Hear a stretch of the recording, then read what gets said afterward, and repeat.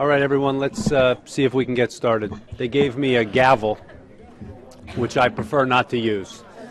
So why don't we just move ahead? I'm going to use it.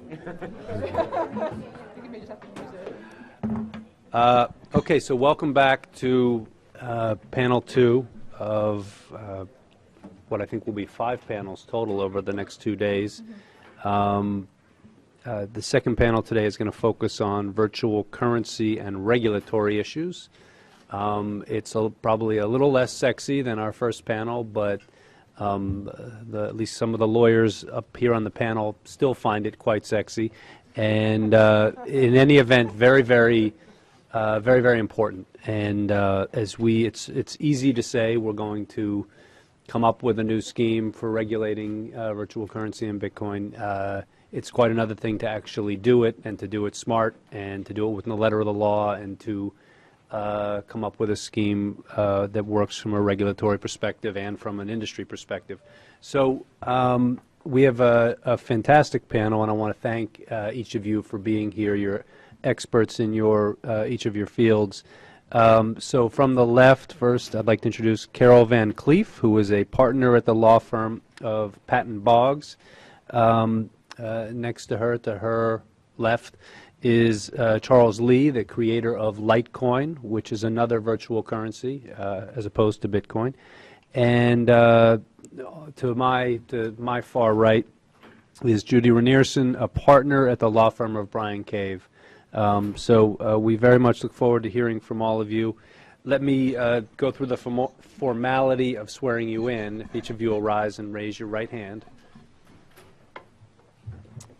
Do you swear to tell the whole truth, the whole truth, and nothing but the truth, so help you God? Yes. Thank you.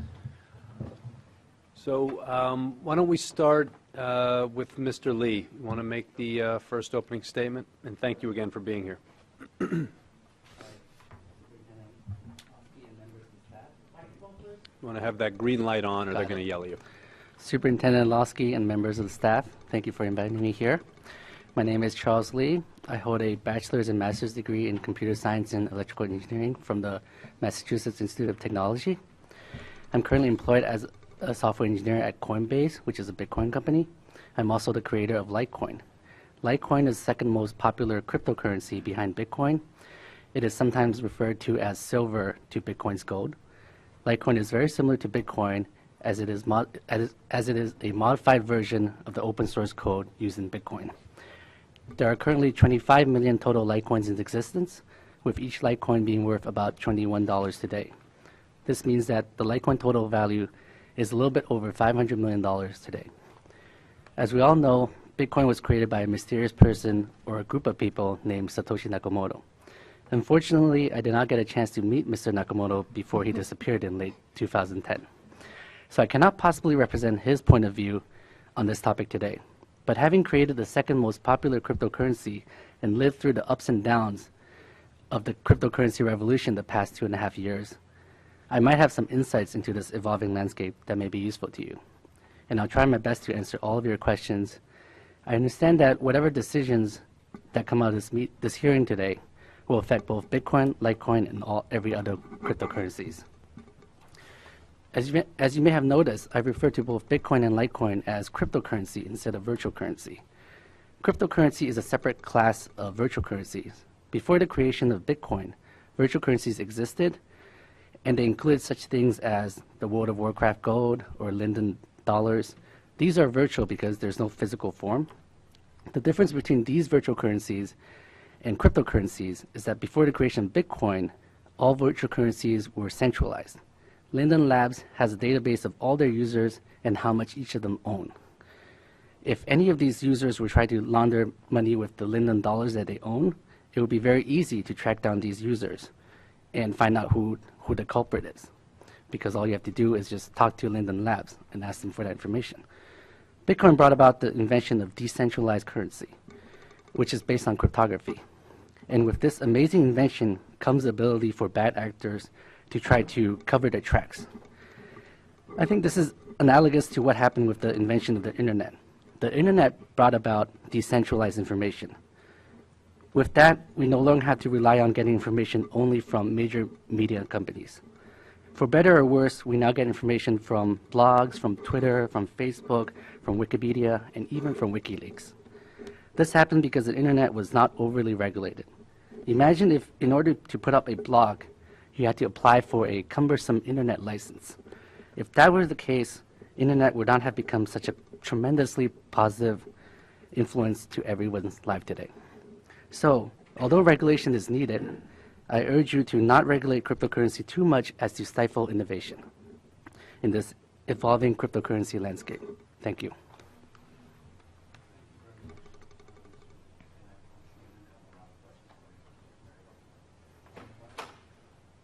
I don't have my light on. Ms. Van Cleef, why don't we turn it over to you for your opening statement? Thank you. My name is Carol Van Cleef. I'm an attorney who advises both traditional money transmitters and emerging payment companies, including those involved with digital and virtual currencies, on both state money transmitting licensing issues, anti-money laundering compliance, and consumer protection and disclosure issues. I appreciate the opportunity to testify today before the department and commend Superintendent Lasky and his staff on this important initiative to address appropriate regulatory guidelines for digital and virtual currencies. I will discuss today a different type of digital currency that offers important contrast to Bitcoin and other decentralized digital currencies that Mr. Lee just discussed.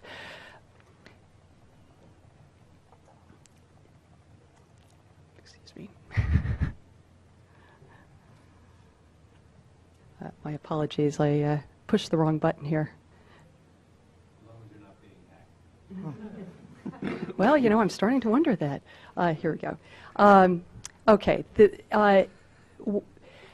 Upon receipt of necessary regulatory approvals, a company called Coeptus or Septus, depending upon the Latin variation of pronunciation that you choose, is preparing to launch the global standard system with a digital currency that will circulate electronically on a closed settlement platform and be 100% backed by physical gold. The rules governing the system will provide for freedom from default, and the gold reserve will serve to fully protect the account holder's value. The system is centralized and closed. It has an administrator that is responsible for issuing and redeeming currency. No value can directly enter or leave the system.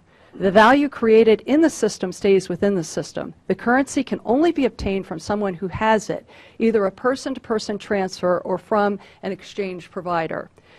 Based on legal precedent, which was confirmed in part by FinCEN's March 2013 guidance, Coeptus understands that the global standard system is subject to registration with FinCEN as a money service business and to state money transmitter licensing requirements.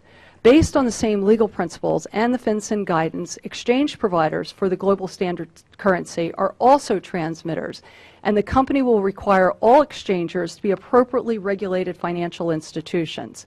The company understands its obligations as well under both the Bank Secrecy Act and the federal criminal statutes, and has developed comprehensive AML, anti-money laundering, and OFAC compliance programs, which it believes equal or exceed that of most traditional money service businesses and compare favorably to the most robust in the banking system.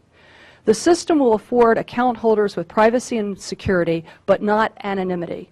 Account holders will be subject to bank-like CIP and further due diligence, but they will not have to share their personal financial information with merchants in using the system. Payments will settle immediately. The system carefully balances non-repudiation with payer protection. Payments are final with no chargebacks or default.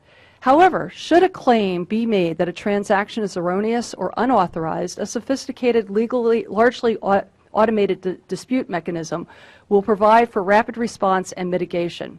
Sophisticated account protections have also been put into place to reduce the opportunity to compromise accounts and to mitigate any resulting damage or loss to the account holder should a compromise occur. The centralized administrator is able to respond to and support lawful requests for information. The choice of gold as a reserve to back the currency is based on the long-standing acceptance of gold as a store of value, its liquidity, market infrastructure, and its acceptance for traditional financial institutions as a reserve for traditional financial institutions and governments. Important, it is accorded the same risk weighting as cash under federal bank capital requirements.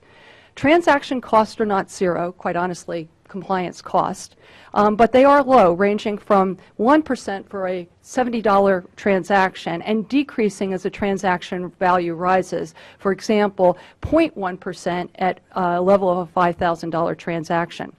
Concerns raised about the ability of alternative currency systems to effectively understand, report, and pay taxes are alleviated by the system's ability to capture and provide reports in the sovereign currency necessary for tax obligations.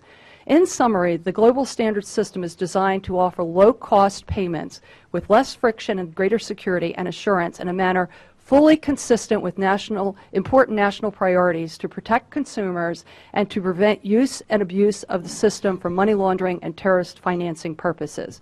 I am encouraged by the efforts of the DFS to consider ways to accommodate the inevitable innovation in this area. However, time is of the essence as this technology is rapidly evolving.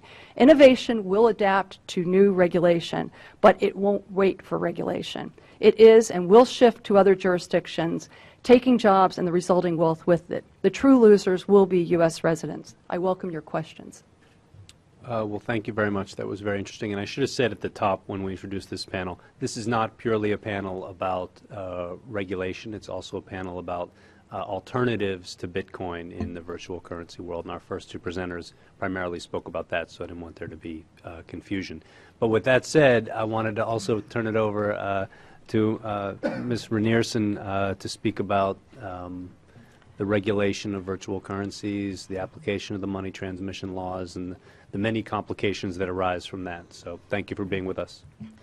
Thank you, and good afternoon, Superintendent Losky and members of the department. My name is Judy Renierson, and I'm a partner at Bryan Cave here in New York City. And I wanted to thank you for the opportunity to share my thoughts on the important issues arising out of the regulation of digital virtual currencies, including Bitcoin. As a lawyer with a practice that focuses on prepaid and emerging payments, I've become very familiar with both state money transmitter licensing laws and anti-money laundering laws and, of course, consumer protection laws.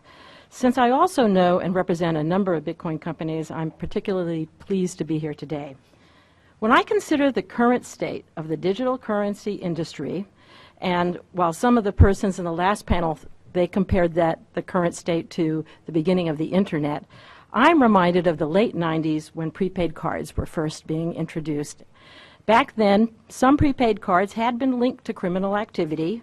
I remember a news story branded prepaid cards as candy for criminals, and that the regulatory landscape was described as the Wild West.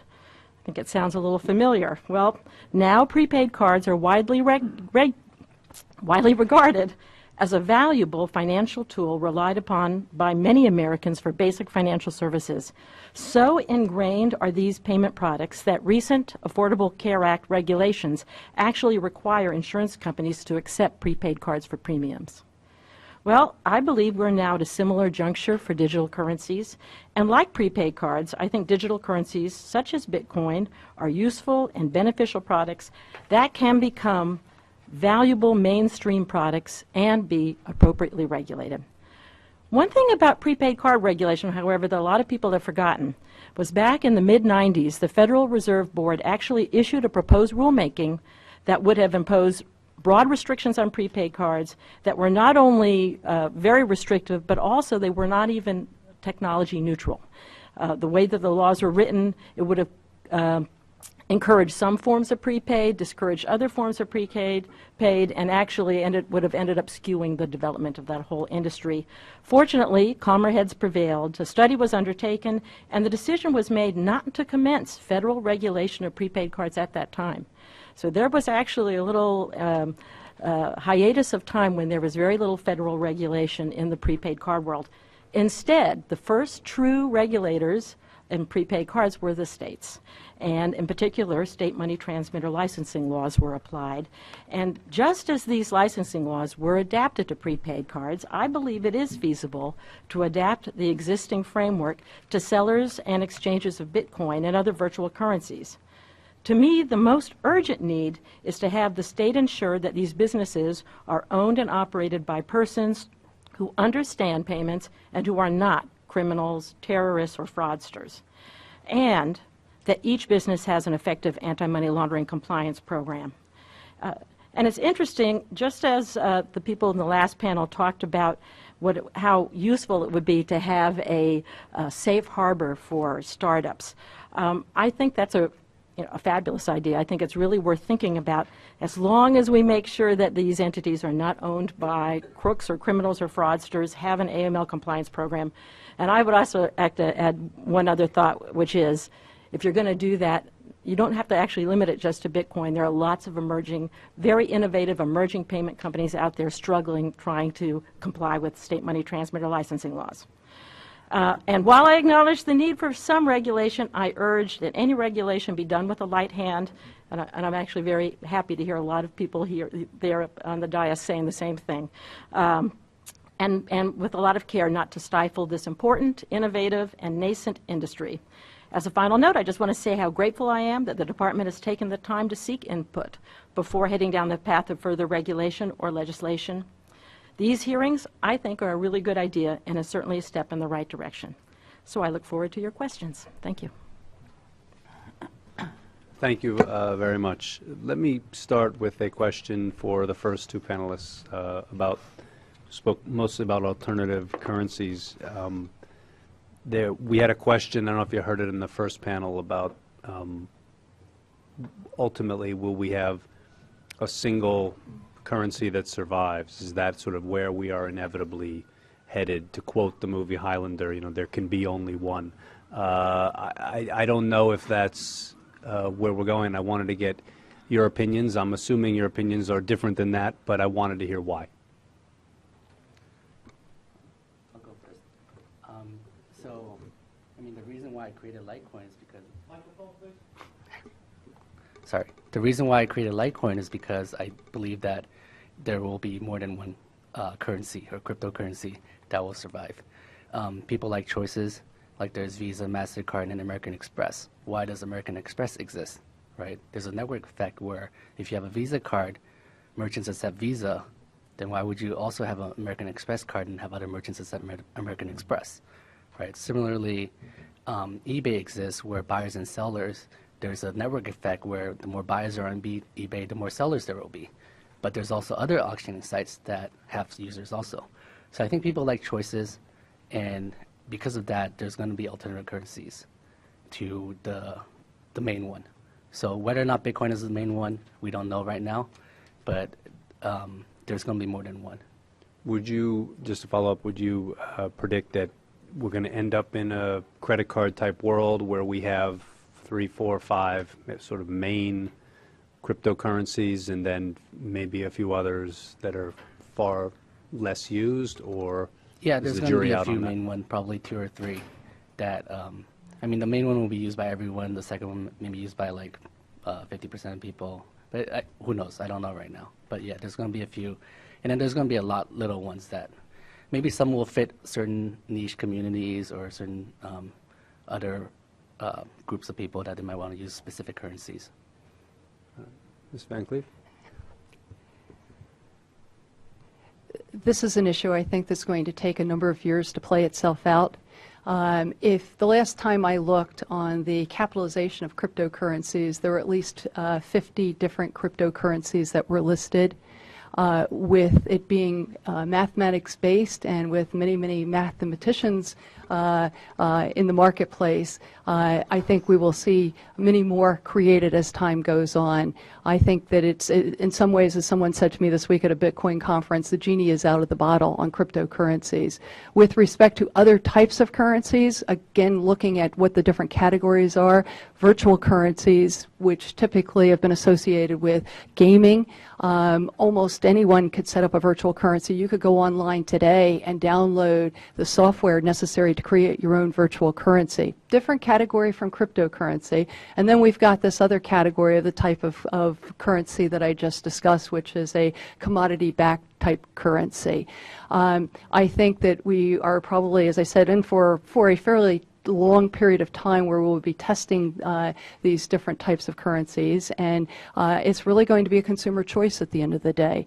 What are the consumers going to choose? Are they going to choose, it's going to be beta versus VHS? Is it going to be PayPal versus using their bank account? it will be the variety of features that the consumers will look at. But I think from a public policy standpoint, your challenge is the fact that there will be always the next innovation coming, and how do you, can you possibly build that into your regulatory framework? It's a very good point. Did you want to answer the question as well, Ms. Yeah, Rivas? I think I would agree that I think there are openings for multiple successful currencies, and that makes it all the more important to have a very flexible regulatory framework. On the question of the regulatory framework, in the scheme of cryptocurrency or virtual currency, there are a number of different entities and players. You have the exchanges, you have the wallets, you have the miners, you have individual users. Can you opine on where we should draw the lines in terms of who should get touched by regulation, whether lightly or more heavily, depending on their roles, and if there are people in that chain who maybe should not be bumping into regulators too often? I'm assuming, for example, just individual users.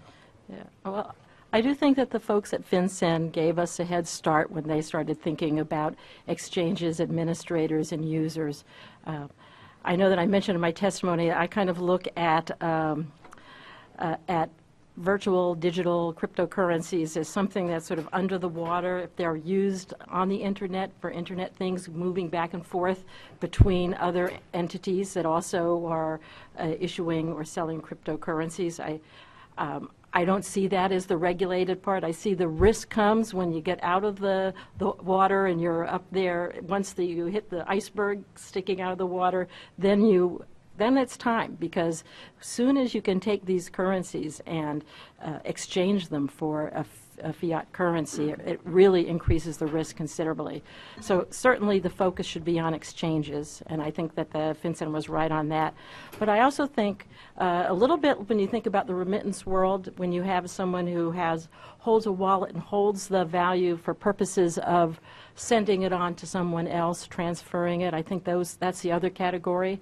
I think for now, I think I would limit it to those two categories, and I would put a seller of cryptocurrencies into that same category. Someone who's selling them for another currency is really effectively a currency exchange. I do agree. I think someone mentioned it in the last panel as well, that merchants who are accepting bitcoins or similar currencies, I don't think that requires licensing. I would put them in a different category, but I would focus on the exchanges and the remittance companies.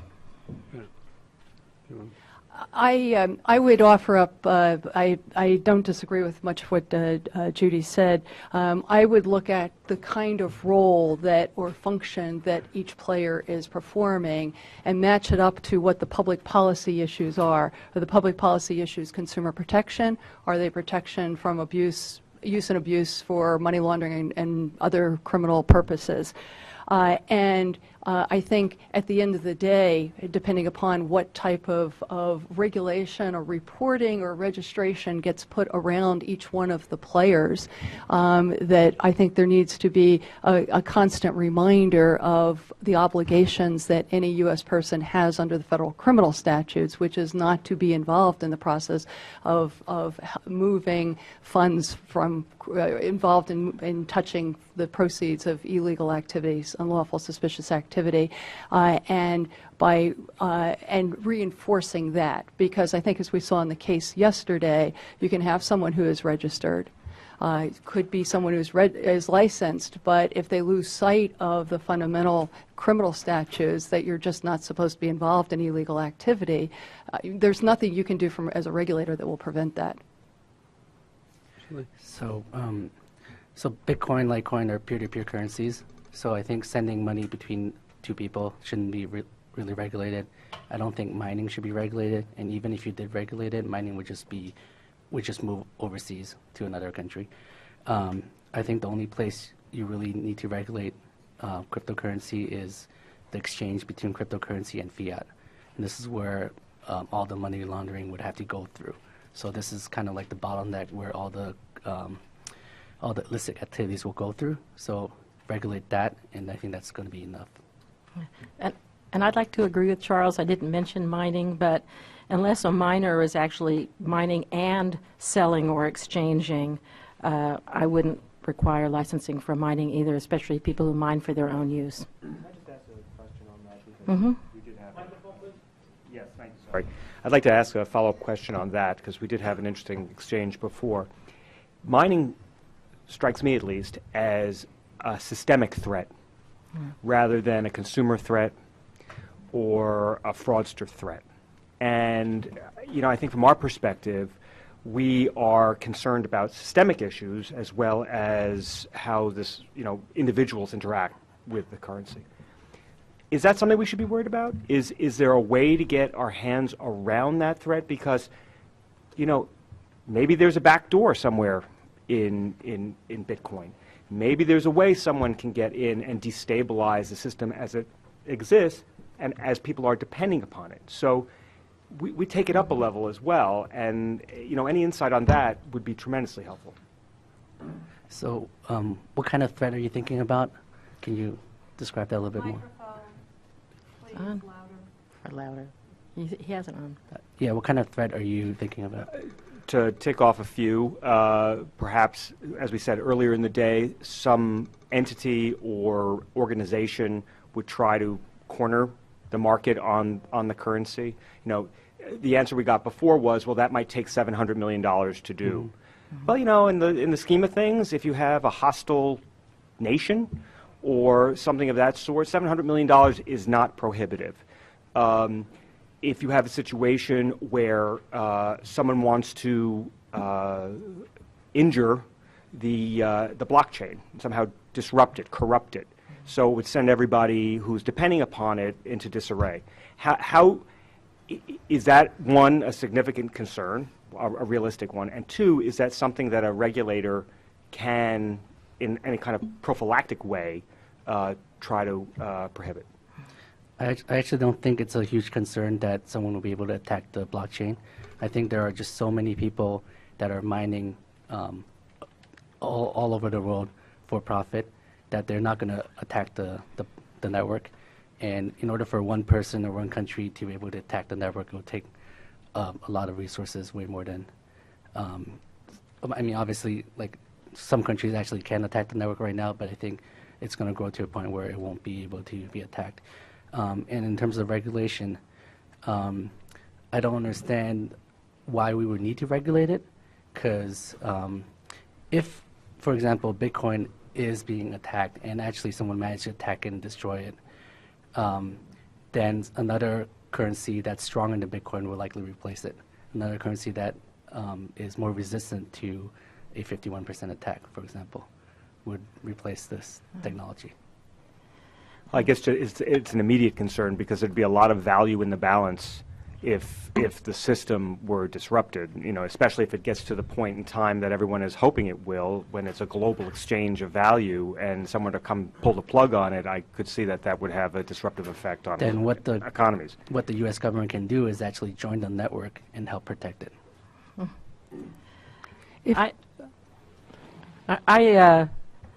I recognize that there could be a systemic risk. I don't think this is something that you address with licensing. I mean, this is, and I don't even think we're anywhere close to reaching that point. But I do think that this is something that government is going to want to keep an eye on. And I don't have the answer about how to solve it, because any kind of systemic risk is bigger than all of us here. But I do think that that's a good issue to keep in mind. I would ask if the risk is really any different than the risk of buying the currency of any particular country that may be subject to an overthrow in the government, a coup, whatever type of a change, where parties would come in and take it over. The other issue is that in many ways you do need to look at this as, depending again, what specific type of currency you're looking at. If you're talking about the cryptocurrencies, where they are really being used as a substitute for cash, when you have a dollar bill, that dollar bill could change, go through 100 different hands before it gets to you. And you may know where you got it from, you would know where you got it from, and maybe the person before you, but you're not going to know probably the other 95 or 6 people in that chain. Does that make it less valid for you to go and put it into your bank account? So it's looking from a regulatory perspective as putting some of the, looking at extending some of the protections and controls that we've put around cash to the cryptocurrencies at the point of entry and exit into the regulated financial systems. It strikes me, though, that the currency you described to us that is gold-based actually has an answer for it, because you have a single administrator.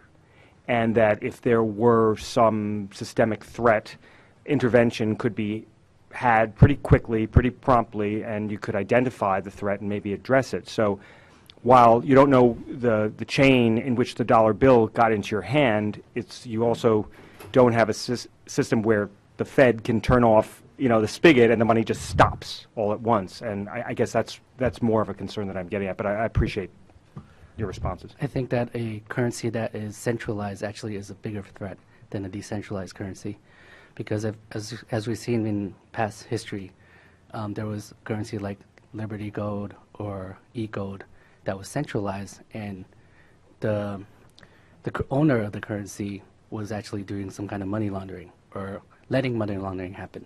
So whereas a decentralized currency, there's no owner, there's no one that can control it, and no one can actually do illicit activities on it by themselves without being regulated, I guess. Ms. Ranierson, you talk about in your testimony a little bit about some of the difficulties we face as we think about things like surety bonds, permissible investments, capital levels. Can you, and you talk about sort of with a digital virtual currency world, how do we think about that, especially with all the price fluctuations we see? Yeah. Can you just expand upon that a little bit and sort of give us your best estimate as to how we should deal with it? Happy to do that. And this is a topic I've been spending a lot of time thinking about. This is hard stuff. I have to admit, the first time I had a client approach me about getting a money transmitter license as a Bitcoin exchange, I just remember thinking, okay, let's just, fill out the forms, get a money transmitter license. But then you start thinking about what the repercussions are. I see sort of 4 major purposes of the licensing laws. One is to make sure that the people running it know what they're doing. 2 is to make sure that they're not crooks, criminals, fraudsters. 3 is to make sure that they have the resources, the money, net worth. And then 4th is all these protections built up for consumers. And I think those first 2 issues, making sure they know what they're doing, have the requisite expertise to understand payment laws, to understand what an AML compliance program is all about, and doing that background check is incredibly important. New York is one of the most thorough background checks out there, and it really makes a difference, I think, as a consumer, knowing that you're dealing with a company that's on the up and up. But the other 2, the financial issues, are really difficult. And I have to admit, I've been talking with some other folks about, okay, what do you do on a net worth? If the net worth is entirely in a virtual currency or a cryptocurrency, is that good enough to meet the requirements of the law? I sort of came out, I went back and forth on this. I think basically no, that the net worth requirements have always been placed in U.S. dollars, and you're going to need to have some net worth of U.S. dollars. But I think the department should be open to thinking about crediting at least some of the pool of the cryptocurrency, perhaps looking at the value of it on an average over a period of time to reduce the risk of volatility and so I think that's what you might do for the net worth. When it comes to, and similar for the bonds, I think you're still going to need a bond. The bond's going to have to be in U.S. dollars, at least at this point. I don't think there's any other kind of bonds out there. Again, to come out with the amount of the bond, you're going to have come up with some kind of average over a period of time because of the volatility. And then the third is the permissible investments. And this is the thing that I found one of the most difficult pieces, because that permissible investments out there to cover the outstandings that you as a money transmitter are holding, and that term means, you know, that someone's given you a certain amount of Bitcoin or cryptocurrency of any kind, and you're holding it for a period of time, and you're supposed to always have enough value to cover that that outstanding that you're responsible for, that you've received from the consumer. And if you think about if you tried to transfer that value into dollars and then say, well, okay, I'm going to put this many dollars in a bank account to cover it, or this many dollars in, you know, highly rated securities, I think that you're still at risk because the way that these currencies fluctuate. So I have to admit, it took a lot of soul searching, and I'm sure other people have some interesting ideas, but I actually came out saying net worth, bonds, dollars, but when it comes to permissible investments, I think you need to keep those in the currency, the crypto, virtual, digital currency that you've received it in. And then the last point, because if you have a bond that's only based on an average, if you have net worth that's based on an average, you may not have enough in your insurance fund or your bond to cover the risk. And I think the only way that you can therefore license and move this forward is that you're going to have to let the consumer know that there is risk. And I think the consumers can deal with this. I think my experience dealing with payments consumers is that they are really pretty savvy. They read the fine print. They know when it's their hard-earned dollars, they know what they're doing. And I think that if you combine those pieces with some sort of disclosure for consumers that just reminds them, you know, you can't be protected necessarily by the state. You may be protected, but we can't guarantee you that the state will be able to protect these funds. You may lose what you invest in these funds. If you make a purchase with these funds, you know, be aware that it's, you know, irreversible. At least that's the way the Bitcoins are now. And other, you know, there should be a set of disclosures. But I would urge you, from a consumer protection point, not to try to then reshape or come up with a whole new set of consumer rules for these, because you're going to change the essential nature of them. So that's what I ended up coming up with, doing with the funds and having an upfront consumer disclosure that they actually have to click off or something like that. And I think it's workable, I think. Thank you. Do you want to add anything? This is a particularly challenging issue. In part because when we talk about currency exchangers and the other players, especially in the Bitcoin ecosphere, the question is, what is it they're doing and what are they handling? So you have entities that are acting as, quote, currency exchangers, but really all they're doing is passing the private key that's necessary for one to take ownership of the Bitcoin, that they're not actually passing the Bitcoin itself to someone. So it's not quite as easy as walking up to the exchange desk at the airport and asking for euros for your dollars. One thought I have had is that you might want to consider having a class of currency exchangers, which is very similar to your sovereign or fiat currency exchangers, and regulating them as you would any currency exchanger. When the currency exchanger moves into the world of offering a wallet, which many of them do to facilitate their customers' ongoing transactions, again, it's going to be, you know, what is it that they are actually holding on to? Are they providing sort of a lockbox for the Bitcoin, for the cryptocurrency, or are they providing the lockbox just for the key? And if it's just the key, can you put a dollar value on that? From a net worth, a minimum net worth perspective, or from a bonding perspective. So I can't profess to have the answers to those questions here, but these are some of the real life issues I see that the industry is trying to work its way through here. Many in the industry are not averse, as I noted in my opening comments, to taking on some element of regulation, but regulation that makes sense given the nature of the business model. Can I add something? Please. So for the cryptocurrency exchange, users would deposit both cryptocurrency and also dollar. So if they deposit dollar and the dollar's in their account, obviously the exchange would need to keep that dollar in the bank and not lend it out or anything like that. And if they deposit cryptocurrency, then the exchange would have to have strict security measures to protect those cryptocurrencies, right? You don't want the exchange to be easily hacked or their user accounts to be easily hacked and have those Bitcoins or Litecoins stolen that way. So if any regulation you're thinking about, it will be regulating to make sure that the exchanges are protecting protecting their users by securing the cryptocurrencies and securing the dollars properly. Some of the wallets and others out there who sort of hold customer accounts are purchasing insurance. And I'm curious from sort of a regulator perspective, how would that factor, if at all, in your assessment of the net worth, the surety, and some of the permissible investments that you've all talked about?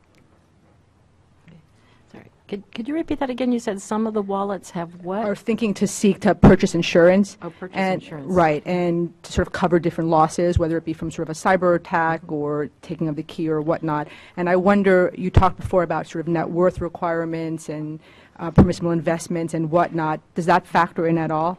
Yeah. Well, I have seen a lot of sort of interesting innovations when it comes to contracting between parties. And this is not limited to the Bitcoin world. In a previous life, I spent a lot of time dealing with like international currencies. And it's something that contract law has developed over years where they build up protections. Those kinds of insurance provisions, it's not a formal, at least as far as I'm aware, it's not a formal insurance issued by an insurance company, but there's some kinds of guarantee, and you'll see that also in some of the merchant agreements involving Bitcoin as well. And I think that's a way that the market addresses the risk. You've got two parties, and they can contract with each other. They can decide what the risk is, and they can contract it. I think it's a classic thing to do. I think it's a good thing to have. I fully agree that it's a marketplace solution to the issue, and from a regulator's perspective, it can either be a substitute for, in addition to, some type of a binding requirement if you decide that's an appropriate, something that's appropriately needed. I wonder if I could just carry that actually back a moment to one of the present particular requirements under our money transmission laws. You know, in the prior panel, we heard from folks who strongly suggested that we use current statutory controls in place and try as best we can to adapt them to cryptocurrencies or other sorts of virtual currencies. In New York, there is an insurance fund, as you just mentioned. Yep. And I guess on some level, if we're going to be viewing these companies in the context of money transmitters, we have to be careful not to create a disparity. Because if we have a traditional money transmitter who knows how much it must contribute to the fund in order to protect consumers, and we're going to license a virtual or cryptocurrency transmitter under the transmitter laws, how do we make an analog? I mean, how do we span that gap? Because if you're not going to require cryptocurrency transmitters from contributing some value to a fund, you're putting the other folks at a disadvantage. Or are you just going to say users of the cryptocurrency transmission aren't eligible to access the fund in the event that the company goes down, bankrupt, and leaves a whole bunch of consumers in the lurch? How do we mesh those two worlds together? Because there's been a great deal of thought on how to protect the consumer through a market effort. I think the most important element there is deciding what you are protecting. What value is it that you're protecting? And I think once you understand what the value is that you're protecting, then figuring out the amount becomes an easy proposition.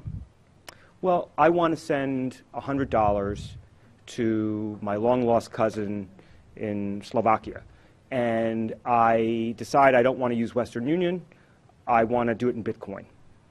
And so I go to an exchange, some entity that can exchange it to Bitcoin. Now, whether they're just transmitting a key, regardless, I plop down $100 $100, and in the midst of it all, crypto transmission co. goes down. Now my $100 is gone.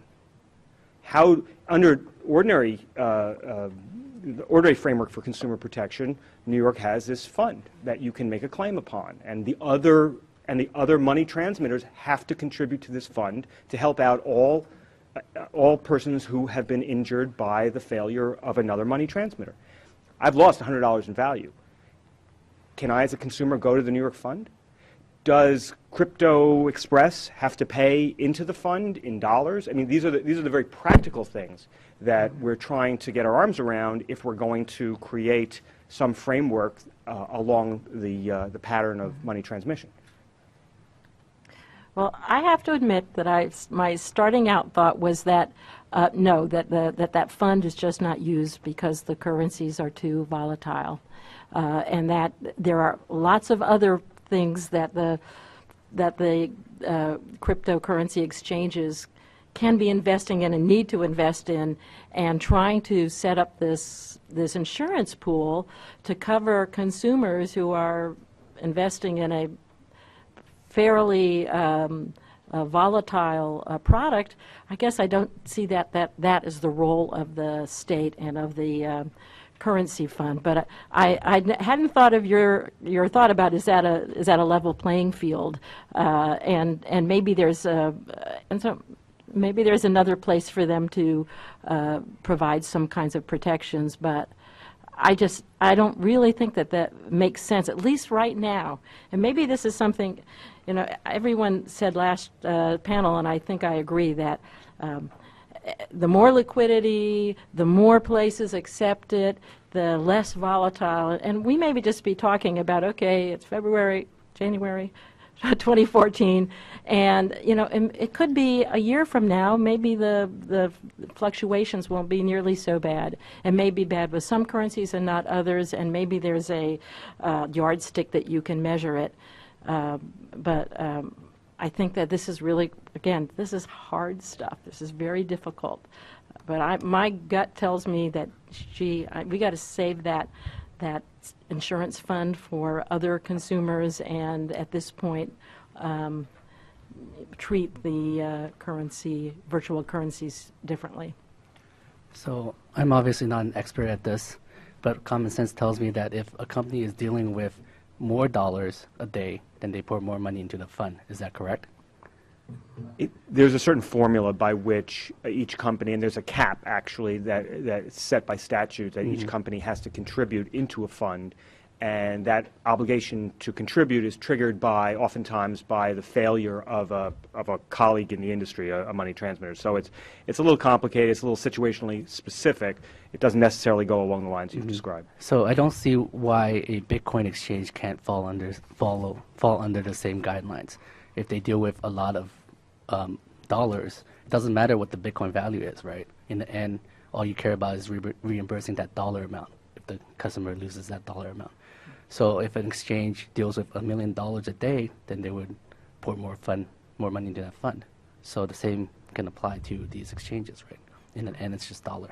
So you don't think there's a problem about, you don't think there's an apples to apples problem, or that with the volatility of the coin, if they collect net value in dollars every year of $1 million, let's say, they, no matter what the Bitcoin may fluctuate over time, it could end up, the million in cash could end up being worth at the end of the year $25 in exchange. It wouldn't matter. In your mind, you think it'd be right to just use the actual cash as the measure of Well, I mean, contribution. If they're holding $1 million in Bitcoins for the user today, you have a certain amount they contribute to the fund. If next year Bitcoin goes up 10 times, now they're holding $10 million, they contribute more, right? It's as if the company is doing more business. The worry for me is it's not the account full of dollars that they're holding, it's the account full of whatever the crypto digital currency is. And so maybe you've put in 100 of your hard-earned Bitcoins, which today is worth an awful lot of money, but you don't know. And if the company goes out of business and they've been holding on to this for 6 months or a year, what do you get back from the assurance fund? Do you get the value that when it went higher? Do you get what you put in? What if it's not worth anything anymore? So that's the difficulty with volatile currencies in this one space. I agree that to the extent that you're holding dollars, and that almost is classic money transmission without worrying about the virtual digital currencies, but it's this pool of other currencies, which is really it's a difficult problem. If I might offer, I think this goes back to deconstructing what the model is. So if someone walks into a Bitcoin currency exchange or a crypto express, as you would say, and hands over $100, do they get back immediately the equivalent in Bitcoin that they would then send on to their relative? In that case, that's a pure currency exchange function, and there is no holding of value. Now, if I decide to give $100 to Cryptocurrency Express and have that sit at Cryptocurrency Express until I'm ready to do the next transaction, then yes, cryptocurrency is holding my $100, and that's going to be valued as any $100 would be valued, at least in relative to other currencies. If I decide to go ahead and buy the Bitcoin and have it held at Cryptocurrency Express for some other function, I think the critical issue there is making sure that the consumer understands the currency exchange risk, as it would with whether it made the decision to hold it in Bitcoin or in euro or the yen. It would be the same issue in whatever the currency might be.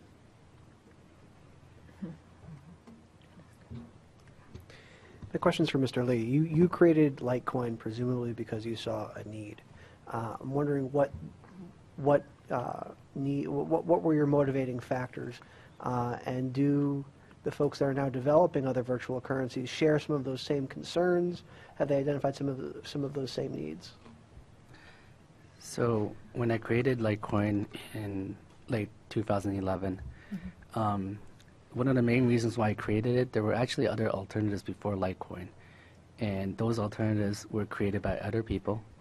And one of the characteristics that was shared by the creators were that they seemed a bit greedy. They something called pre-mine, so they mined a lot of coins for themselves before they launched it. And people didn't like that because people didn't like to support a coin that makes someone else rich. So I saw the need, a market desire for a coin that was very fair. And I also noticed that people do like choices, right? They like supporting an alternative currency. So that's why I created silver to Bitcoin's gold. So I created Litecoin, and one other thing about Litecoin is it has faster transactions, and it makes transacting Litecoin seem a bit easier. So there was market demand for that, so I filled it. When you say you created it, I just want to understand that more, and I mean this in all seriousness, because I don't know that I fully can get my mind around it. Tell us a little bit more about what that means. And if you could just speak up a little, I can tell from reactions in the back, people are having trouble hearing you. Sure. So Bitcoin is basically just source code, right? People run this source code all over the world. Their nodes talk to each other, confirming transactions, sending transactions to each other, and building on top of the blockchain, which is a decentralized ledger for Bitcoin, right? So by creating Litecoin, all I did was took the Bitcoin source code, which is open source, so anyone can play around with it. I modified a few things about it, and I launched it. So basically, it's just like I launched it out there, and then people saw the value of it, and they started mining it, and started running the client, and started supporting it. So does it run, sorry to interrupt, does it run similarly to Bitcoin in terms of it's got a ledger, Yeah, you have it's people very similar mining to it, they're Bitcoin. adding to the chain? Yeah. Most of it is almost exactly like Bitcoin, except for it's faster, has a bit more coins, and it's a totally different ledger. So it's actually very easy to create alternative currencies. And recently there's been a huge amount of alternative currencies being created. Most of them, well, half of them are created by similar people who are greedy, who wanted to strike it rich. And half of them are kind of serious. How is the Litecoin system ledger different from the Bitcoin? The difference is blocks happen 4 times faster. Okay. So every 2.5 minutes, on average, you get one more block onto the ledger. And a block contains a bunch of transactions that happen between the last block. Has the mining for Litecoin become as sort of laborious or require the amount of computing hardware that Bitcoin has now, or is it sort of running behind? It's hard to say, it's hard to compare. So Bitcoin mining is dominated by what they call ASICs hardware right now, and Litecoin mining is mostly GPU mining. So people running their GPU cards mining Litecoin. So people are not using the same hardware to mine both coins. So I guess it's kind of hard to compare what's harder. You can possibly compare how much money it takes that's being spent to mine. Right. And I've actually haven't done that number calculation to compare the Bitcoin cost versus Litecoin, but I would assume Bitcoin cost is a bit higher than Litecoin cost. And do you, in your altering of the Bitcoin code, did you place a limit on the number of Litecoins that are ultimately going to be mined, or is that? Yeah, so the growth rate for Litecoin is similar to Bitcoin. And the limit is 4 times more coins. So there's 84 million total Litecoins at the end versus 21 total Bitcoins. Can you, since we have you on that issue, I mean, can you talk a little bit about something we didn't get to in the first panel, but the notion of having a limit ultimately on the amount has all kinds of interesting and potentially problematic or potentially not impacts on the currency over time. Can you just talk a little bit about that? Sure. So Satoshi Nakamoto, when he designed the coin, I believe he modeled it after gold. So a lot of the terms are similar to gold, where there's like mining, there's production, and then so he wanted a coin that kind of plateaus after a certain amount, right? So gold is similar. There's only a fixed amount of gold on Earth, and it costs more and more to dig gold out of the ground as gold becomes less scarcer, right? So similarly, Bitcoin and Litecoin, there's a fixed amount, and it gets harder and harder to actually mine those Bitcoins and Litecoins. And in the end, it would plateau towards a specific number. And for Bitcoin, it's 21 million. Can I ask you, recently there has been some reporting in the press about how many natural resources are required to mine. Is Litecoin a greener cryptocurrency? I mean, is there a way to regulate that? Because we understand that some miners, I think, are migrating to northern climes because they can use geothermal energy, which is cheaper. Is it, in all seriousness, is this something that ought to be considered either as a financial factor or as a broader environmental factor? It is true that it costs a lot of energy to mine a Bitcoin or a Litecoin. And some people tend to think that the energy is not actually wasted because it's really used to secure the blockchain, right? It's actually doing something very useful.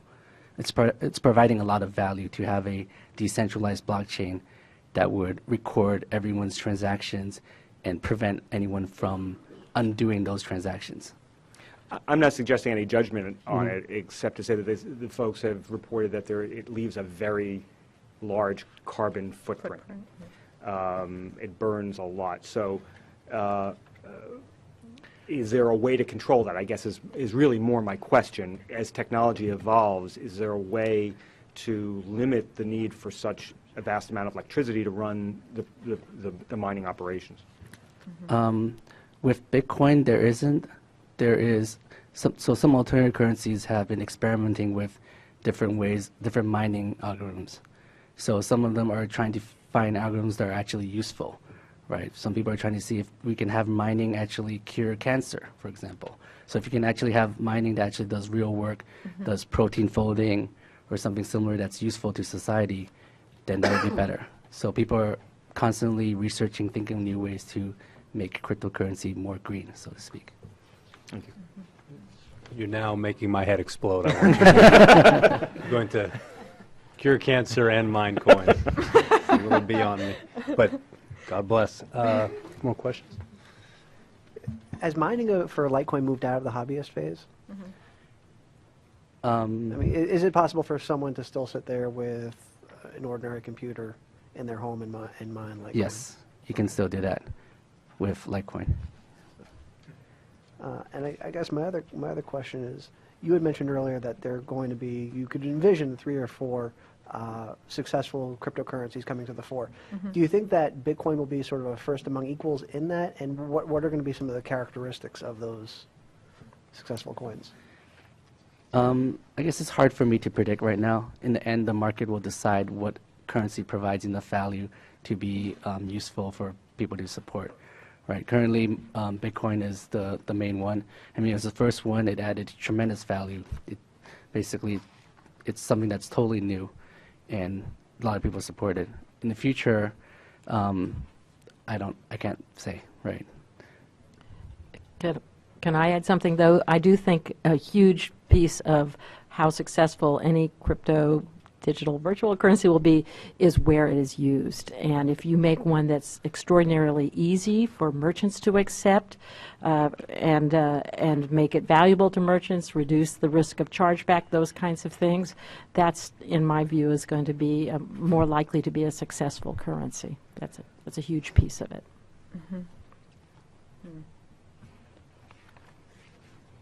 Sort of a separate question, and I probably should have asked it to the first panel, but I didn't get a chance to. One thing I've struggled with is understanding what it means to say that virtual currency is a programmable currency. What's one of the positives people mention for the future of digital currency is it's programmable. Can any of you expand on exactly, well, I know it when I read it, I can read the words, but I'm not sure I'm grasping the advantages that brings. And maybe we should start with you, Mr. Lee. Since you look most confident as I say this. So Bitcoin is actually built, it's more complicated than just a currency. So currency is actually just one function of the blockchain that can be, that's useful. So it uses script, which is like a programming language where you can actually do more than one thing, right? So confirming that party A sent coins to party B is just one thing. Other things that can be built on top of the blockchain are you can have Bitcoin confirm, like one Bitcoin represent stocks, right? You can have like 1/1000th of a Bitcoin represent one Google stock, for example. And then if I send that 1/1000th of a Bitcoin to someone else, in addition to sending that Bitcoin, the stock is also tied to it. And whoever owns that 1/1000th of a Bitcoin actually owns that stock. So you can have Bitcoin represents, this is something called colored coins. You can have Bitcoin represent anything, right? Called colored coins. Colored coins. It's the fact that you can color a coin to represent something else. So you can color a set of coins to represent deeds, for example, deeds of houses or cars or anything that you can think of. But you're actually sending the deed. You're not No, just you're coloring actually- it and saying. No, you're representing that deed with that one coin. So if you send that coin to someone else, you're basically transferring that deed to that person. So if that person comes to the government and says, I actually own this piece of land because this coin belongs to me, they show you, they can prove that the coin belongs to them and they actually own that piece of land. So stuff like that. And then there's just a lot of things you can build on top of Bitcoin that people have not even thought of right now. That ain't money transmission. I wonder if I could just follow up with a question that's more regulatory in focus, and it may sound like a game of semantics, but it's really not. Mr. Lee, you've talked about Litecoin being the silver to Bitcoin's gold, okay? And, you know, poetically speaking, that smacks of being a sort of commodity. And it's a real important question for us. What are we dealing with? I mean, people call it cryptocurrency. Is this really some kind of digital commodity? The reason I'm questioning is not just, as I said, a game of semantics. It may define, and other countries are doing this, how we slot this phenomenon, this economic phenomenon, and how we regulate it. So in your view, being in the business for a while and looking at all sorts of different things, how would you define it? If you had to put a rectangular peg in a square hole, something sort of like it, what would be the best description? I believe it has multiple definitions, and it depends on how it's being used. It's what is its function. If it's being used as a medium of exchange for value, it is a currency. If it is being used in the other ways that Mr. Lee just defined, it's not. It may be a commodity. It may be an asset of some other type. So I think that, again, is a challenge when especially you're dealing in the cryptocurrency world, because there are multiple functions for this thing that is called a Bitcoin or a Litecoin or some other type of cryptocurrency. I have to admit, I have been looking at the commodities issues and looking at the commodities laws, and that would be a complete game changer. If these were suddenly designated as commodities, it would change who your regulator is. It would move. It would be a huge change. And I've talked to clients who kind of wish that it was a commodity, because they think at least they'll only have one regulator instead of 50 separate regulators. But I've talked to commodity lawyers, and I'm definitely not a commodity lawyer, who have basically said, oh, I don't know, because of this, does it fit, does this not fit? I know that I've heard unofficially that the CFTC is, been looking at this. And just like you're looking at this, everyone is trying to figure it out. I basically went on faith once FinCEN decided it was money transmission. It was a federal regulator, came out, stuck their necks out and said, okay, this is what we've decided it is. You're a money services business. This is money transmission. And at least that gave us, some, stake in the ground that we could hold on to. Otherwise, as people talk about, nailing jello to the wall, it just felt so amorphous. So I'm comfortable with that, money transmission, but I agree with Carol and Charles that depending on what the function is, it may not always fit in that. When you're using these products to as a payment mechanism to move money from one person to another person, I'm very comfortable with the FinCEN's determination and the money transmission. But whether it always fits, that's a difficult question. I mean, this is the first time I'd ever heard about the colored coins moving deeds and things. So I was like, whoa, that's a different world. So I think that cryptocurrency it's not really commodity, it's not really currency, it's not really asset, it's kind of all the above. So I think we have to come up with a new term for it. In the end, cryptocurrency is actually just ownership. You can just prove that you own a piece of those coins. And when you send Bitcoins to another person, you're actually just transferring that ownership of that coin to the other person. So it could be, the coin could represent anything. Right now, people use it to represent money, right? Bitcoin is valuable. You can represent, like I said, you can represent deed, you can represent anything you want. So in the end, it's ownership. Thank you. Actually, can you just explain to me, how do you prove ownership in all those different scenarios? So cryptocurrency is, it uses cryptography to, for each Bitcoin, let's say you own, you have the private key to the Bitcoin, and the Bitcoin has a public address. You have an address that can hold Bitcoins, right? You have a public address and a private key. The fact that you have the private key and no one else does means you're the only person that can actually transmit those Bitcoins to someone else. So that's ownership. When you have the key and no one else has, then you own those coins. But in the end, if you give your key to other people, then they all kind of can control it, so you no longer own it. Right? Does that answer? I was going to go there. If you assign your key or give your private key to someone else, how does that affect? And you're saying then there's a group who owns it? Kind of, yeah. Collective ownership? Yeah. I mean, or you could actually forget your private key or lose it.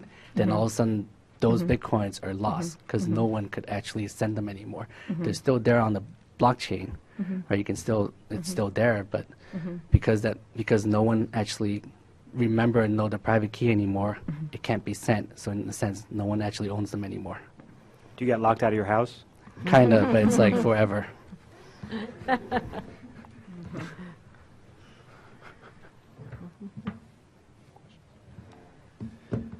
Can you, and I don't know if all of you or lawyers up there, can you talk more, it's less an issue for us, but I think it's something that's important about the potential tax issues that we're going to have to face, or the IRS is going to have to face down the road, and what you foresee there, problems, issues, et cetera?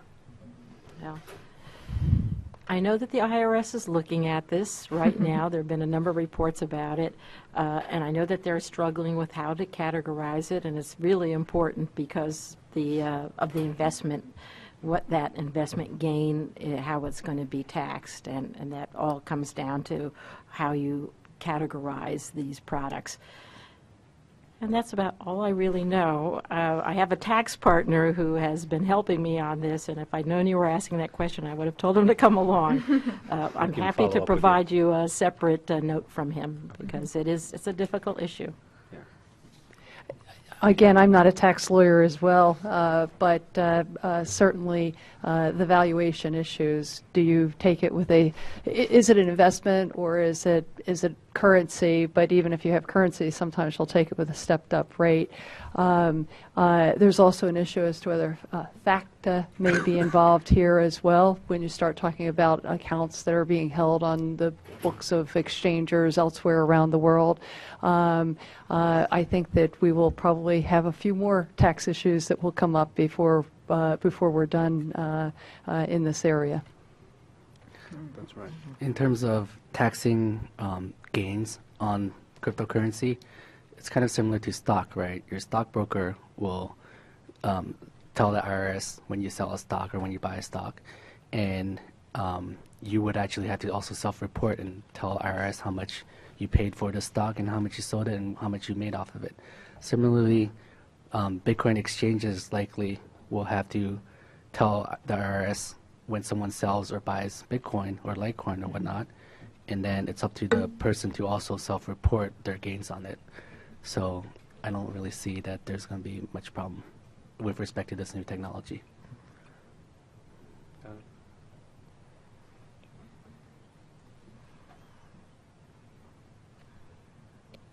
I want to just go back to sort of some of the requirements around licensing some of these sort of money transmitters. We do examinations of our sort of money transmitters or licensed money transmitters, and I guess I would sort of put out to all of you, do you think that there are sort of certain requirements or anything that should be specifically tailored during our examination process for virtual currency, for entities that are engaging in virtual currency? I did address this briefly. It does seem to me that a lot of those requirements are very similar. 2 to 4 months before the exam, you send a list of documents you want. You're going to want to look at transaction records. You're going to want to look at financial records. You're going to want to look at litigation and complaints. You're going to send in your examiners who are going to kick the tires. One of the questions that I had was how many of these operations, especially the exchanges, have full customer service setups and things like that, or how many of those do these things offshore. But they're still, no matter where these functions occur, if you're based and you're licensed in in any state, then one of the things that a state always requires is, I don't care what kind of money transmitter you are, you better have, if you're under exam, you have to have a place in the United States where the records will be, where you can send your people to review it. And I guess I see that process would be followed with a Bitcoin exchange. One of the things that I'm not sure about, and this is because I'm not as much of an operational person, is how the reviewing things like testing transactions and monitoring transactions, how that would work. I've been told that there are comparable ways that you can look at. I mean, certainly we all know that you can follow every Bitcoin, on the public ledger so that you can see those things. But when you're talking a particular exam for a particular exchange, what records they keep. I think that you're in a little bit of a new world when it comes to that, and I think they're going to be looking to you to say, okay, what records do you want us to keep? And you're going to have to, and again, trying to do this with a light hand, trying not to make it so voluminous and burdensome that no one can possibly comply with it without investing gazillions of dollars would be nice. But I think that from what I understand, again, talking to my clients, is that they think this is doable. If you send them a list of records, they will make sure they're available. It will be incumbent upon the examiner to understand the business model that they are looking at and to walk in and think that every exchanger is going to look the same, or in the case of the central administrator, that one central administrator is going to look the same as the next. There will be definitely a learning curve in understanding the particular model and the type of issues that the examiner will need to focus on.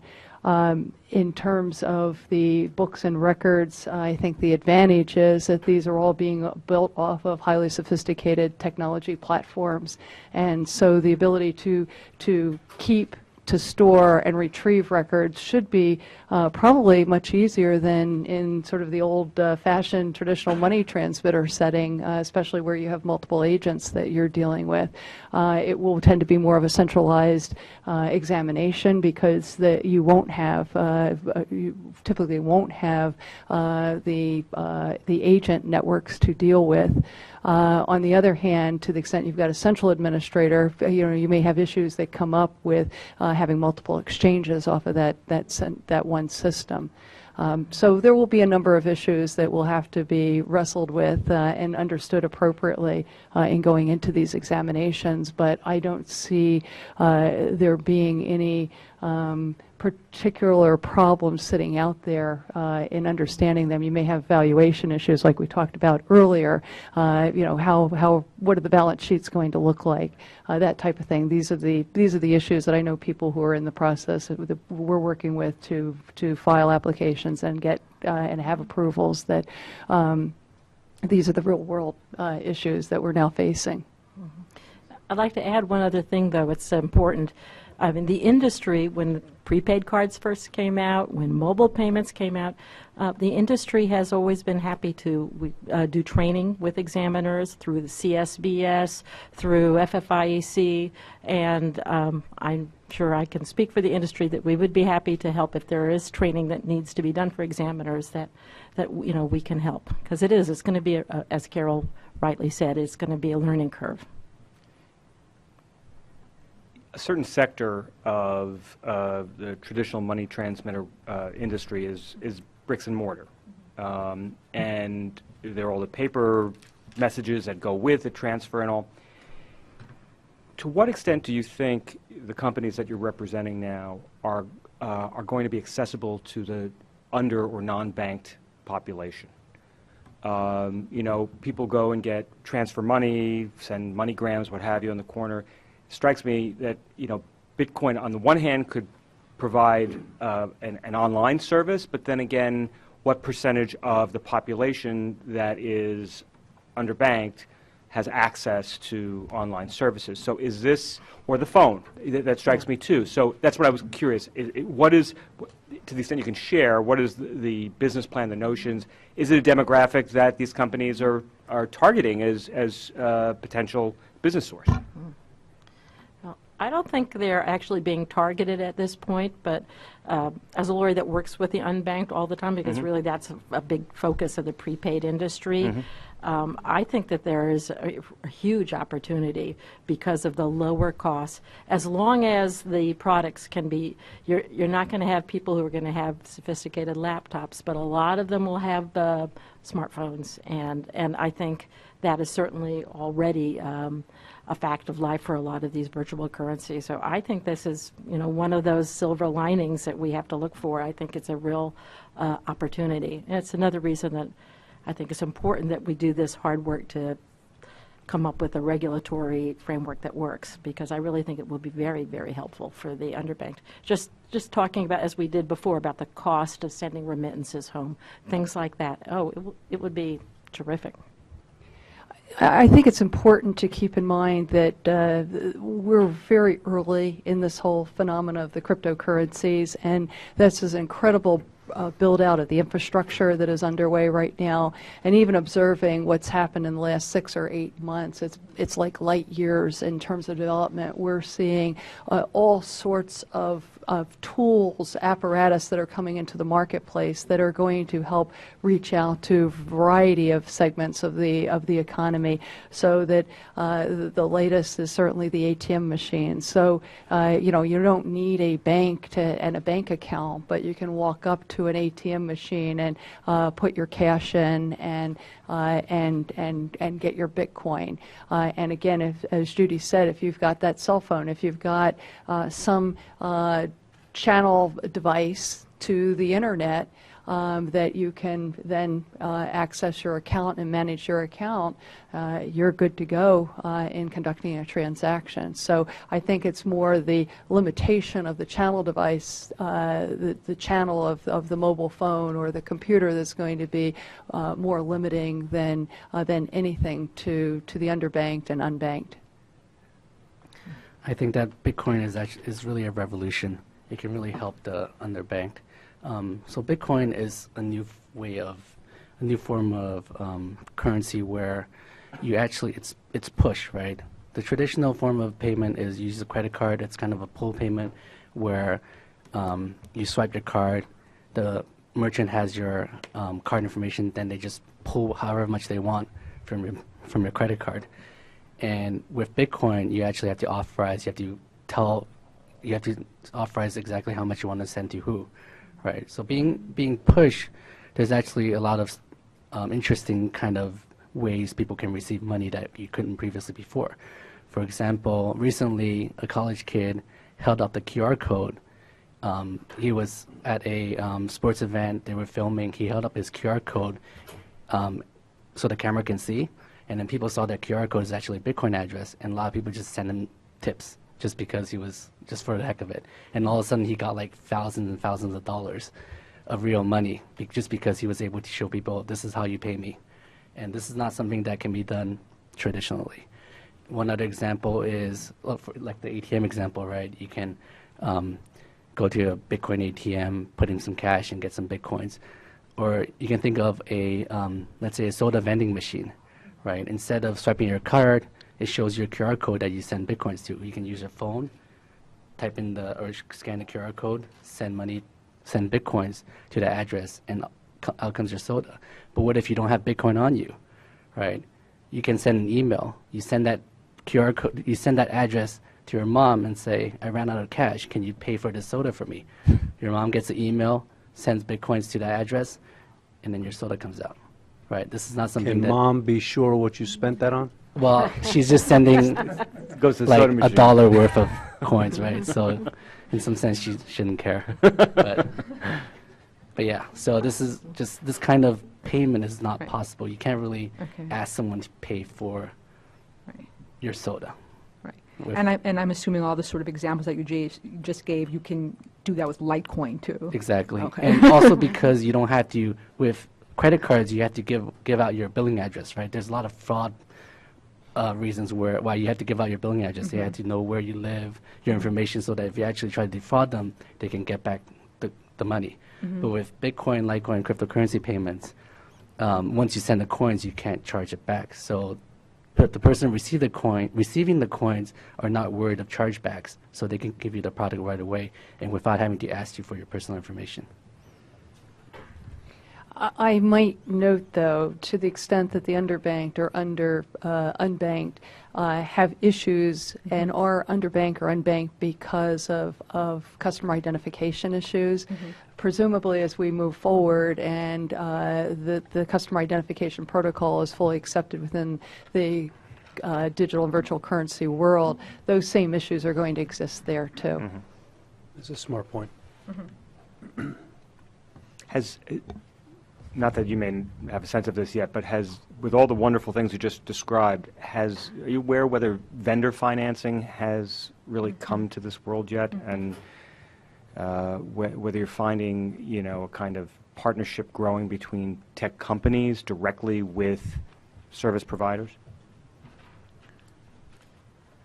My sense is that there is. I can't give you any definite examples. I was talking to a consultant who was extolling the virtues of micro currency uses and transactions, and he was clearly working with some companies investigating ways that they could very quickly and easily move, I think this was Bitcoin payments, and in the very, like tolls, things like that. So there are opportunities. There is a lot of energy right now on the investment side and then the innovation side of these digital currencies. It's really, it's pretty breathtaking, actually. Currently, there's a lot of investment into like the Bitcoin ATMs or the exchanges, basically ways for people to actually acquire these Bitcoins, right, other than mining for them. So once people are able to get these Bitcoins, then they would want to spend them. And recently, like Overstock announced that they're supporting Bitcoin. They're going to accept Bitcoin for everything on their site. Tiger Direct is also doing that. You'll see more and more merchants starting to accept Bitcoins. And it's a kind of a network effect. People are able to get Bitcoins. People can spend Bitcoins. And merchants have low fees, no risk of chargebacks. And it's basically a win-win for everyone. The reason I ask is this morning we heard from some angel investors who have been collecting trusts, and we talked, creating trusts, and we talk about how they're saving or hoarding coins, and that creates a kind of weird dynamic in terms of promoting the expansion of Bitcoin as a usable object in some sense. I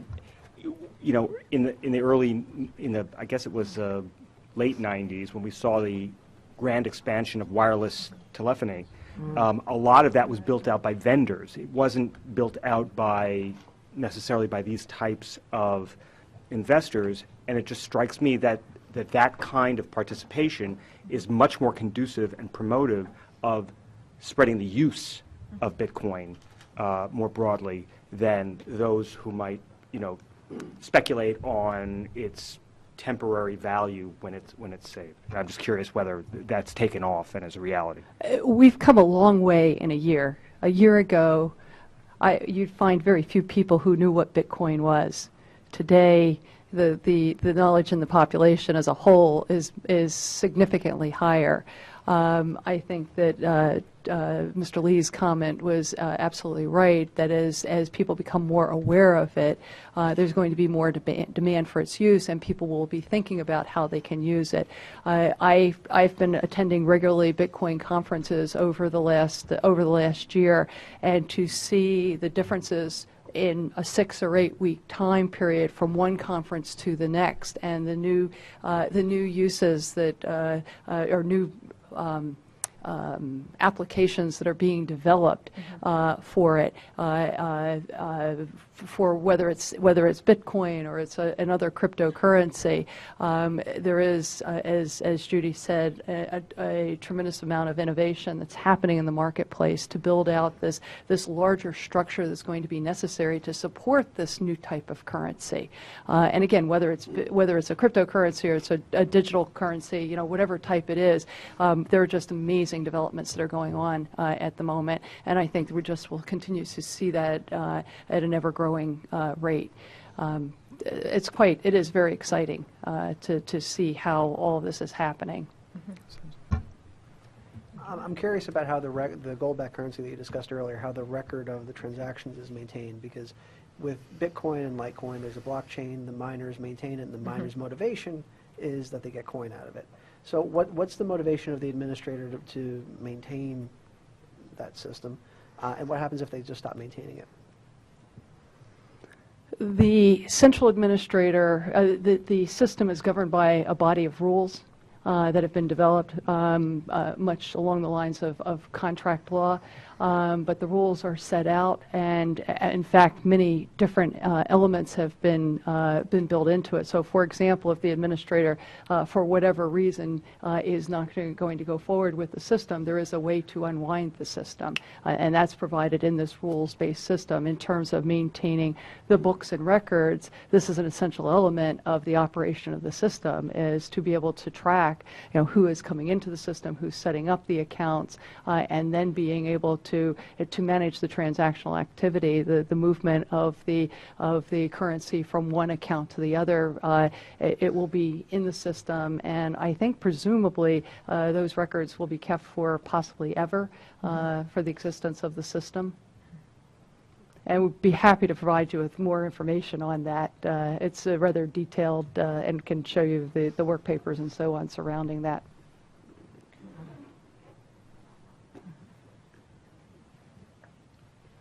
Okay. Well, we only have 3 panelists for this panel, so it went a little faster than the last one. Thank you all very much for some very insightful, smart, interesting testimony. Tomorrow we have 3 more panels. We're going to start the morning off at 10 a.m. with a law enforcement panel. We'll have Cy Vance, the Manhattan DA, here. We'll also have the number 2 from the Southern District of New York, a guy named Rich Zabel, who's a fantastic lawyer and prosecutor. We're then going to have a panel of merchants primarily, including Overstock.com will be here. We'll hear from them. And then lastly, we're going to end with a very scintillating academic panel, which we'll get into a lot of very interesting, maybe big picture issues about the past, present, and future of virtual currencies. So again, thank you all for taking the time today. Those of you who are coming back tomorrow, we look forward to seeing you. And thanks again to our panelists who spent a lot of time testifying and preparing. We really appreciate it. Thank you.